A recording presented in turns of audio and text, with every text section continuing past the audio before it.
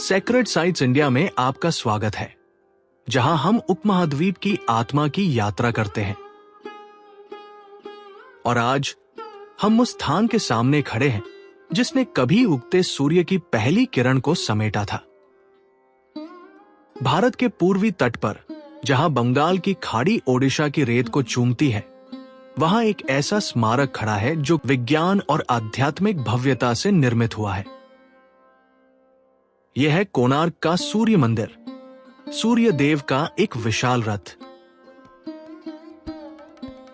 जो समय में स्थिर है, फिर भी ब्रह्मांड में अनंत गति से दौड़ रहा है।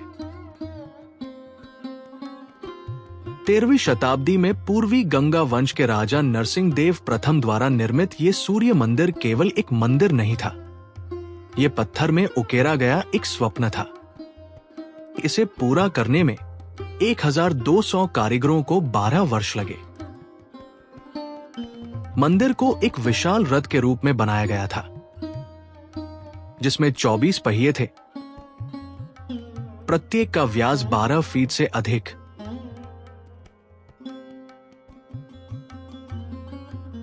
कोणार्क केवल कला नहीं था, यह विज्ञान भी था।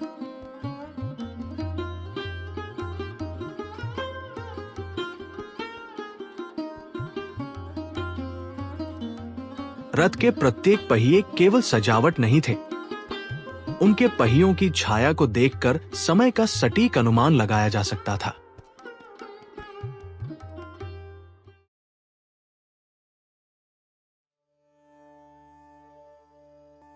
मंदिर की सबसे अद्भुत बातों में से एक ये थी कि इसमें सूर्य देव की मूर्ति हवा में झूलती थी।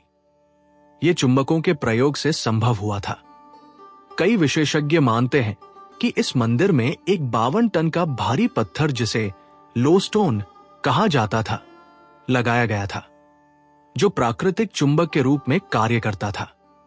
इसी की वजह से मंदिर में स्थापित सूर्य देव की मूर्ति हमेशा हवा में झूलती रहती थी, जो अपने आप में एक चमत्कार से कम नहीं था। एक किंवदंती के अनुसार लोस्टोन की चुंबकीय शक्ति इतनी प्रबल थी कि यह समुद्री जहाजों के कंपास को प्रभावित करती थी। इससे नाविकों को दिशा निर्धारण में कठिनाई होती थी। कहा जाता है कि पुर्तगाली नाविकों ने अपने जहाजों को बचाने के लिए मंदिर से वह चुंबक और सूर्य देव की मूर्ति निकाली, जिससे मंदिर की यह अद्भुत प्रणाली समाप्त हो गई।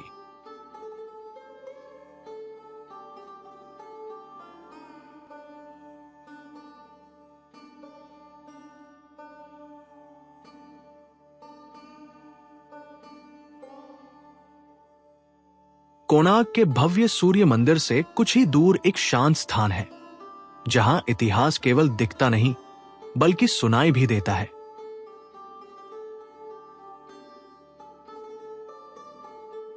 यह संग्रहालय सूर्य मंदिर परिसर से प्राप्त मूर्तियों और अवशेषों को संरक्षित करने के लिए स्थापित किया गया था।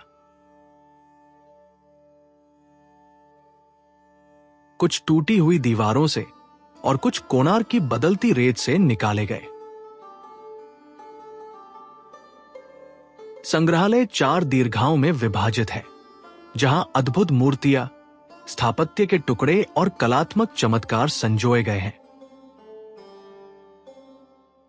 यहां आपको अप्सराओं और दिव्य प्राणियों की सुंदर नक्काशी देखने को मिलेगी। सूर्य देव की कई मूर्तियां दीर्घाओं में पंक्तिबद्ध हैं। हर एक को क्लोराइट पत्थर से तराशा गया है, जो जीवंत ऊर्जा से चमकती है।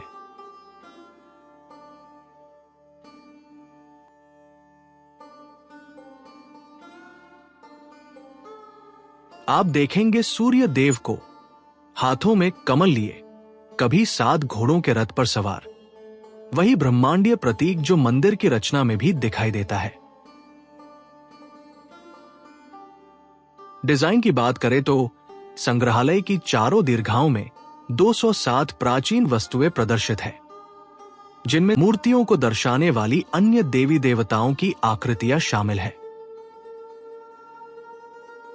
कोणार्क सूर्य मंदिर संग्रहालय में एक मानचित्र भी रखा गया है, जो 240 ईसा पूर्व के सम्राट अशोक के साम्राज्य को दर्शाता है, जो ओडिशा की सांस्कृतिक और व्यापारिक महत्ता को दर्शाने के लिए ऐतिहासिक संदर्भ प्रदान करता है। यहाँ की कलाकृतियां कलिंग शैली की कलात्मक सूक्ष्मता को प्रदर्शित करती है, जिनमें पुष्पों के पैटर्न और सांसारिक जीवन के दृश्य सम्मिलित है।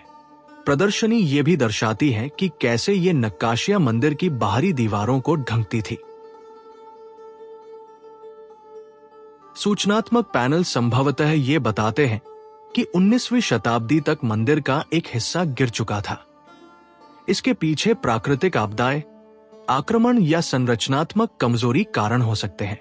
संग्रहालय की कलाकृतियों को इसी पतन से बचाया गया है।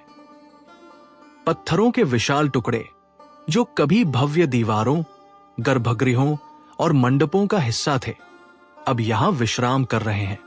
वे उस युग की कहानी कहते हैं जब कोणार्क पूर्ण रूप से खड़ा था, लगभग 70 मीटर ऊंचा। ये केवल एक संग्रहालय नहीं है, ये एक स्मृति बैंक है, एक ऐसी जगह जहां पत्थर कहानियां कहते हैं, वे कहानियां जिन पर अब सूर्य की किरणें नहीं पड़ती। मंदिर की टूटी दीवारों पर छिपी हुई कहानियां।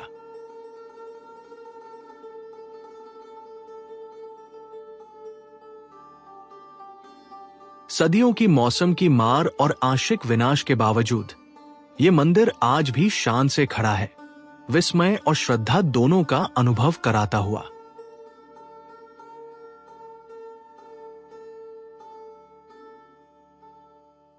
जब कोई कोणार्क सूर्य मंदिर की ओर बढ़ता है तो उसकी भव्यता सबसे पहले मन को मोह लेती है। यह मंदिर एक विशाल पत्थर के रथ की तरह समुद्र तट के मैदानों में उगता है। पास ही से समुद्र की लहरों की आवाज सुनाई देती है। दुनिया भर से लोग इस मंदिर को देखने आते हैं। इसकी अद्भुत सुंदरता, समृद्ध इतिहास और आध्यात्मिक आभा के कारण। जाते जाते हम आशा करते हैं कि यहां का सार आपके दिलों में बना रहे।